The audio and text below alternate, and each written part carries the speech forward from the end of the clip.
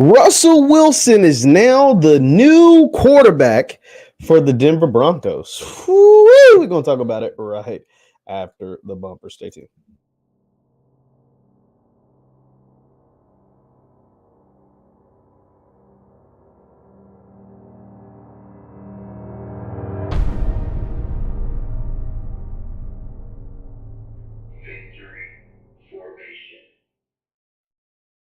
What is good, good people? What is good, good people? My name is JeffLightsyJr. here with the Black Boss channel and Victory Formation. Thank you guys for tuning in. Be sure to hit the thumbs up button, like, share, subscribe, and notification bell because we upload every single day. Now, Russell Wilson is on the move. He is headed to be the next quarterback of the Denver Broncos after a blockbuster NFL mega trade that will send one superstar quarterback to the AFC West to be in the division filled with superstar quarterbacks. So, for those of you who don't know, Russell Wilson looked like he was on the move since the end of last season. It looked like he and the Seattle Seahawks were going to part ways. They're going to make a move. And now the decision, where's Russell Wilson going? He's going to go to the Jets. Is he going to go replace Brady in Tampa? Is he going to go here? Is he going to go there? Well, now we know that he will be a member of the Denver Broncos, a team that is for sale right now, and it probably just gave itself a nice little boost as far as this sale go, because now they have a franchise quarterback. According to Ian Rappaport, here's the deal.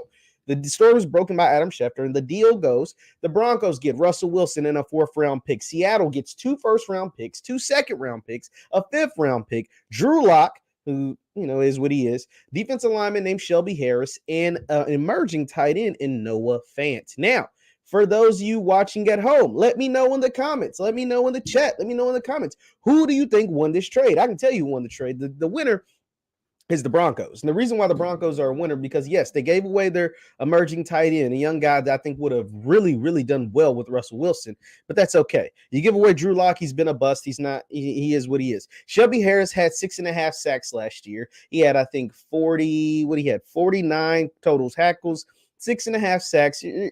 That's not nothing to slouch at, but you'll get over it. The 2 first-rounders, 2 second-rounders, those are picks. You can't worry about who those could have been, what those could have been, who, what, where, why. You don't worry about that because, one, the Broncos draft really well. And the Seahawks don't. The Seahawks don't draft well at all, and the Seahawks give away a lot of picks for players who aren't worth it. And so Seattle needed some picks because they gave a bunch of their picks up, for years to come or years leading up to this year in the Jamal Adams trade. And then even with the picks that they've had, they haven't drafted very well outside of DK Metcalf in the last 5 years. They drafted guys like Penny and all those guys that aren't no good. They've done horrible in the draft. They had to let go of their defense coordinator because their defense has regressed every single year since Dan Quinn took the job in Atlanta. So they haven't been the same on defense. And their team has been quite literally carried by Russell Wilson. This team is going to the gutter really, really fast. And here's why. One, they're in the hardest division, or was the hardest division in football, with the emerging 49ers, who were 1 game away from the Super Bowl last year, the Rams, who actually won the Super Bowl last year, and the Arizona Cardinals, who had the number 1 overall seed in football in the NFC last season. So that's the toughest division in football, and you just lost. All those teams have franchise quarterbacks, or at least the 49ers we think have one in Trey Lance. Kyler Murray was the number 1 overall pick and a Pro Bowl selection, and then Matt Stafford just led the Rams to a Super Bowl. So you automatically have the worst quarterback in the division. Second, yes, you get a bunch of picks, but you haven't done well with your picks. Yes, you have an emerging tight end, but you're pairing him with a quarterback that couldn't get the most out of him in Denver. What makes you think he's going to get the most out of him in Seattle? So, that is what it is. And then Shelby Harris is a good player, but, it is what it is. He's not a superstar. The Broncos got a superstar in Russell Wilson. The Broncos got a future Hall of Famer in Russell Wilson. The Broncos, to pair with their young emerging talent, especially on the offensive side of the ball, with guys like Courtland Sutton, with Jerry Jeudy, with KJ Hamler, with the running backs, the guy they drafted out of North Carolina who burst onto the scene, Melvin Gordon, who had a really good year. Like, they have some ball players on the offensive side of the football. And then they have some dogs on the defense side of football. Patrick Surtain, who would have won Defensive Rookie of the Year if it wasn't for the guy named Micah Parsons, who just had a historical year. Patrick Surtain, Bradley Chubb. Their defense has gotten better every single year. Their safety, I can't think of his name. He's an all-pro player. The Broncos are stacked. Now, don't get me wrong. That AFC West division, how I talked about the NFC West, with all those quarterbacks, the AFC West is full with quarterbacks. You add Russell Wilson to the mix with Justin Herbert and the Chargers, Patrick Mahomes and the Kansas City Chiefs, and don't sleep on Derek Carr and the Vegas Raiders. So this division, the AFC West, looks a lot like the NFC West did last year with all their quarterbacks and all their, offensive minds. All these offensive minds over in this division. You got the Broncos, who just hired the offensive coordinator from Green Bay. You got the Raiders, who just picked up Josh McDaniels from the Patriots. You have the Chiefs, Eric Bieniemy, Patrick Mahomes, Andy Reid, all back together. And the Chargers with probably the most talented quarterback in the league right now, Justin Herbert. And all these guys are in the same division. And you add Russ to that mix. You've seen what that Green Bay offense was able to do for Aaron Rodgers. You've seen what that Green Bay style of play was able to do and revitalize Aaron Rodgers' career. Just helped him win back-to-back MVPs.